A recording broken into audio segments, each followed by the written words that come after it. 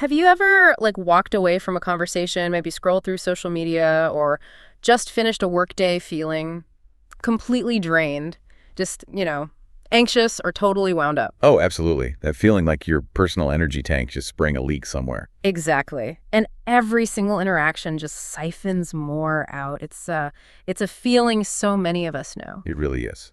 And often, that feeling, it's a huge sign that something crucial is missing. Boundaries. Boundaries, exactly. So today we're diving deep into that, why we feel that way, and how this one, powerful tool can basically plug that leak. Yeah, our mission today is to really unpack what boundaries actually are, why they're not just, healthy in a vague sense, but absolutely essential for your well-being, for all your relationships. Romantic, friendships, family. Even work. Professional ones, too. Yeah. You really want to challenge the common ideas people have, look at the psychological side, the emotional impact. And give some practical steps, right? Things you can actually do. Definitely. Yeah. Because the core message here, it's so important.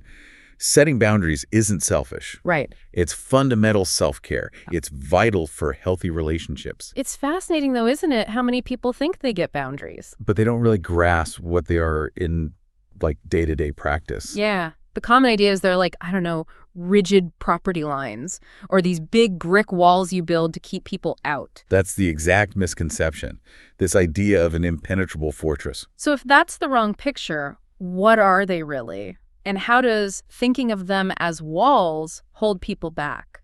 That's a great question. And it gets right to the heart of why so many people find it hard. Think of boundaries less like a barrier and more like a dynamic way to take care of ourselves. Dynamic, okay. Yeah, because every time you don't set a boundary when you need one, you're not just, putting up with something uncomfortable. You're actually kind of brewing resentment inside. Ah, that resonates. Like a slow poison. Exactly. It's a slow poison to your peace of mind. Boundaries are the antidote to that. When you learn how to set them and how to maintain them healthfully, you're actively protecting yourself. Protecting yourself from that resentment, the disappointment, the anger that just builds up when your limits get pushed over and over. So it's self-preservation in how we interact, making sure our cup doesn't just constantly run dry. Precisely. I can see how that perspective really shifts things. If it's dynamic self-care, not just a fixed wall, does that mean they aren't all the same? Like, are there different kinds? Absolutely. Yeah. And this is where understanding yourself really starts to matter. It's more like a spectrum. A spectrum. Okay. On one end, you've got what we call rigid boundaries. If you lean that way, you might find yourself keeping people at a pretty significant distance, maybe seeming detached, even with people you're close to. So avoiding closeness, maybe afraid of being vulnerable. Could be. Or just struggling to let people in generally, fewer close relationships, that sort of pattern. Okay. And the other end. That's where we see loose or open boundaries. This is the person who gets maybe too involved in other people's problems, finds it really genuinely hard to say no to things. Oh, yeah. Or maybe overshares personal stuff way too early. Exactly. Oversharing, constantly trying to please others, maybe because they're afraid of being rejected. And that just leads to feeling totally wiped out. Yeah. And probably taken advantage of sometimes. Unfortunately, yes. Very often. It's like your mouth is saying yes, but everything inside you is just screaming, no. That's a perfect way to put it. So understanding where you kind of fall on that spectrum, that's step one. To see where you need to grow, maybe? It's the first crucial step. Identifying where you might need to focus your energy, how you can start protecting your own well-being better. It's like mapping out your current emotional landscape first. And this isn't just about, feeling better emotionally, is it? You mentioned the science. Yeah. There's a physical impact, too. Oh, profoundly. The impact on physical and mental health is clear. When your limits are constantly being crossed, it genuinely leads to increased stress. Like actual stress hormones. Yes. Yeah. Your body responds by pumping out more adrenaline and cortisol, that low-level irritation or anxiety you might feel. That's often your system signaling that a line needs to be drawn. Wow. And conversely, when you proactively set boundaries, you protect your mental well-being, sure, but you also limit that physical stress response. It's physiological. I hadn't really put that together, how physical the reaction is. It's not just a feeling. Your body is literally reacting. It is. So beyond the physical, how does this connect to something really fundamental like self-esteem or our sense of identity? It's a really powerful connection. Because setting personal boundaries is fundamentally about taking responsibility for your own life. Taking responsibility? How so? It's like creating a blueprint for how you expect to be treated, Yeah. how you allow others to show up for you. It lets you show up more assertively, more authentically, to act with, courage and honesty. So it's owning your stuff, your actions, emotions, feelings, without taking ownership of theirs. Exactly. It helps define you in relation to others. Okay, but here's something that seems tricky. That counterintuitive part. For someone who's maybe always been a people pleaser, won't setting firm boundaries just feel incredibly selfish at first? Even if you're saying it's altruistic? Seems like a contradiction. That's a fantastic point. And honestly, it's the biggest hurdle for so many people. It can feel self-centered, almost, selfish initially, especially if it's new behavior. But the truth is, setting boundaries is actually profoundly altruistic. Altruistic? How? Think about it. It's an act of charity towards everyone involved. When boundaries are clear, everyone knows exactly where they stand. Okay, yeah, no guesswork. Right. And that consistency, that clarity, it actually brings comfort to the relationship. It prevents things from getting toxic or unsatisfying down the line. Because resentment isn't building up silently. Precisely. Without boundaries, resentment festers, and that ultimately hurts everyone. Imagine a relationship where you never know the rules, never know where you stand. It's deeply unsettling. Boundaries provide that needed stability. So it's actually a gift to the relationship, to be clear, not a punishment that really reframes it. It absolutely does. Yeah. I often use this analogy, maybe you've heard it. You cannot pour from an empty glass. Yeah. If you're constantly giving everything away, your time, your emotional energy, your resources, without setting limits, you will become drained. Emotionally, mentally. Burnout central. Totally. And it's vital to remember, your friend's life isn't solely your responsibility. Yeah. You aren't obligated to share every single secret or go to every single party or event. Right. Healthy boundaries let you refill your own glass so that you can genuinely show up for others when you choose to, from a place of fullness, not just obligation. That empty glass image really sticks. It's not about being unhelpful. It's about being sustainable for yourself and the relationship. Yeah. And boundaries aren't just about that general idea of personal space, are they? There are different types, areas people might not even realize need boundaries. You're spot on. They really permeate almost every part of our lives. We can maybe map out a few key ones with some quick examples. Yeah, let's do it. Okay, first up, physical boundaries. This is the obvious one, maybe. Your comfort with touch, personal space, even your home environment. Like preferring handshakes over hugs, maybe? Yep. Or needing notice before someone just pops by your house. We've all had that, right? Someone just walks into your room without knocking. Yes. Please don't just wander into my bedroom and start looking through my stuff. That's definitely a physical boundary. Exactly. Then there are emotional boundaries. These protect your feelings, your vulnerabilities, your trust. A big part of this is not taking on other people's emotional burdens as your own. How does that work in practice? Well, think about therapists or coaches. I hold space for my clients to share their difficulties, but I don't hold their difficulties for them. It's listening with empathy, but not absorbing their pain. Okay, that's a really important distinction. Being present, but not becoming an emotional sponge. Right. For everyday life, it might be saying, I'm not really in the right headspace to talk about that heavy topic right now. No. Or maybe I prefer not to discuss past relationships with new people I meet. Gotcha. Protecting your own emotional energy. What's next? Mental boundaries. These cover your thoughts, opinions, beliefs, values. It's about what you will and won't spend your mental energy on. Like deciding not to get sucked into every online argument. Exactly. Or saying, I'm not going to engage in this political debate right now, or I respect your viewpoint, but I'm not changing my mind on this. Okay. And then there's money and stuff. Right. Financial or material boundaries. Limits around your money and your belongings. Lending money, sharing bank account details, borrowing things. That can be a huge one, especially with family or close friends. Those lines get blurry fast. They really can. You have the right not to share your bank info or discuss how you spend your money if you don't want to. Okay. What else? We live online so much now. Which brings us to digital boundaries. Increasingly vital. How you engage online, digital communication, sharing accounts. It covers things like oversharing, sure, but also protecting yourself from distressing content. Or deciding, maybe as a couple, actually, we're not comfortable posting lots of couple selfies. That makes sense. What happens online definitely spills over. Absolutely. I had a client, Sarah, who used to spend hours doom scrolling through toxic comments, felt terrible afterwards.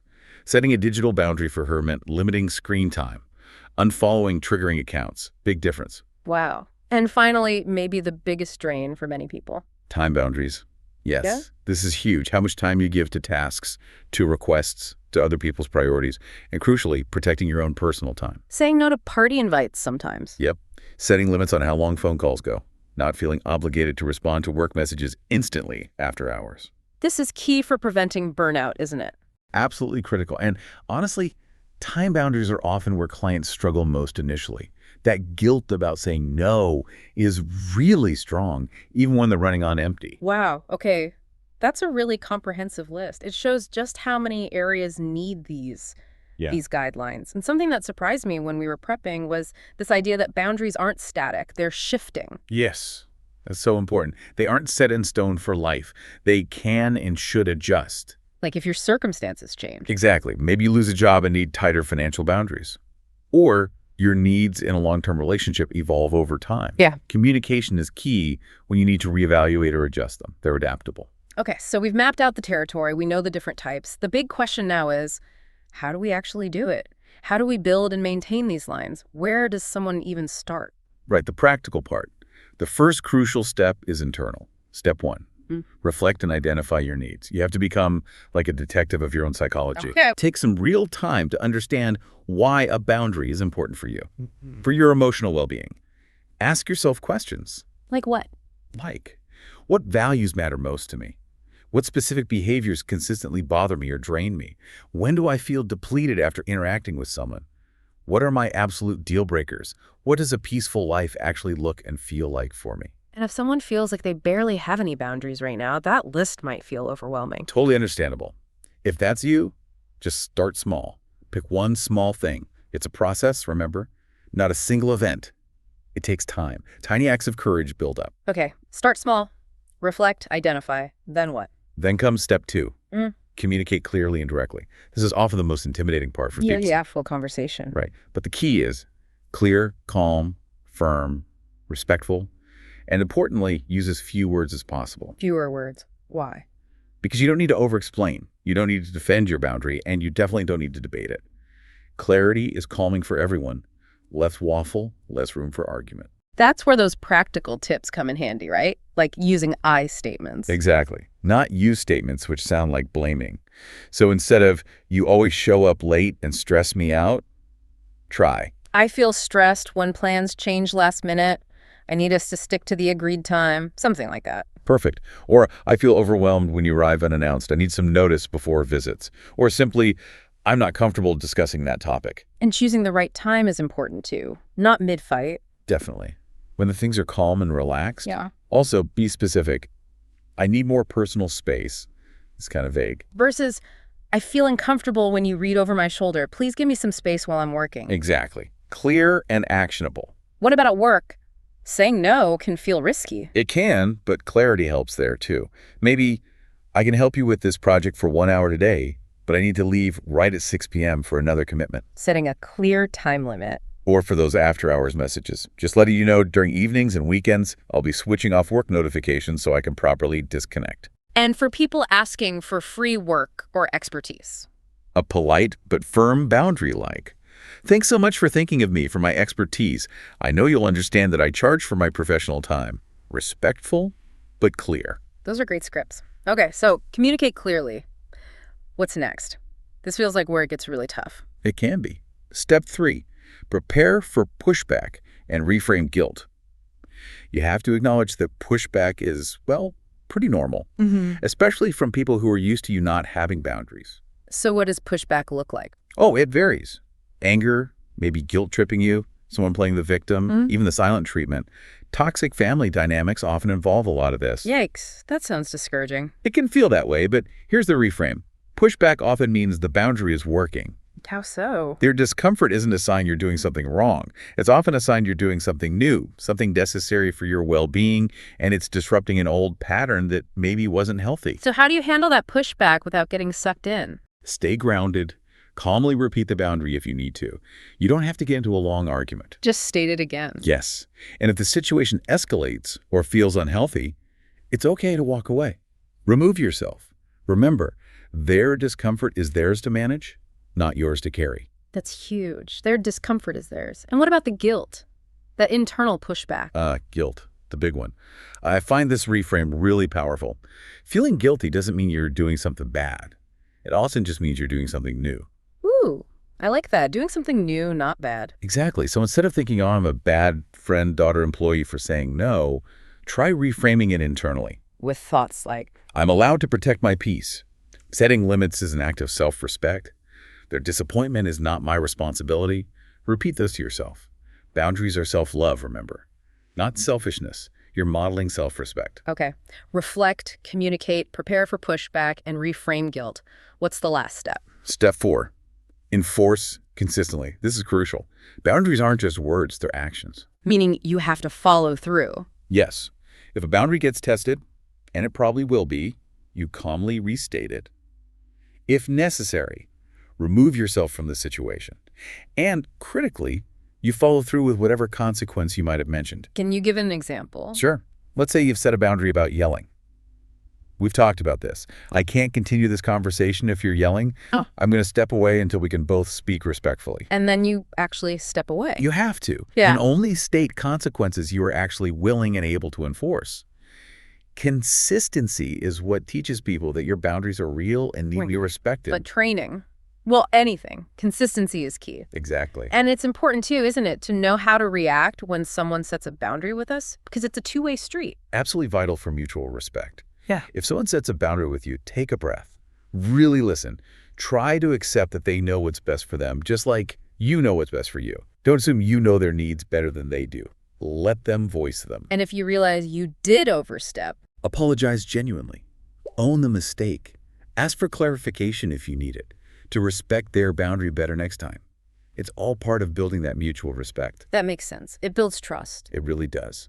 And all of this, setting and respecting boundaries, it leads to the deeper impact we talked about. Which is, Relationships built on authenticity, on real mutual respect. You know, setting boundaries often reveals who your true friends are. The ones who genuinely respect your space, your needs, they'll stick around. They'll appreciate the clarity. and the ones who were only there because you were easy to please or they could take advantage. They might fade away.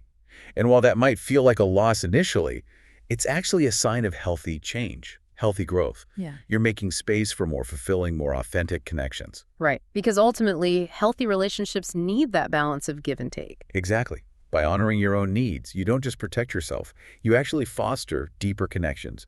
You teach people how to treat you by how you treat yourself first. So just to kind of wrap this all up, boundaries aren't walls to keep people out. Not at all. They're more like bridges. Bridges to healthier, more respectful relationships in every single part of your life. They're about self-care, fundamentally, not selfishness. Crucial for your mental, your emotional, even your physical health. They empower you. They let you define how you're treated. Leading to better self-esteem, more authenticity, and just more peace, really. Exactly. More peace. But remember, it is a journey. It takes courage, practice. Lots of practice. Mhm. And a healthy dose of self-compassion along the way. You won't get it perfect right away. So maybe a final thought for everyone listening. As you go about your day today, maybe consider just one area in your life. Just one. Where could you courageously draw one simple, clear boundary? What shift might that one small act of self-respect bring? To your relationships, yes, but ultimately to your own sense of peace. That's a powerful question to reflect on. Definitely something to think about. Thank you so much for this deep dive today. Thank you for having me. It's Yeah. such an important topic. It really is. Thanks everyone for joining us.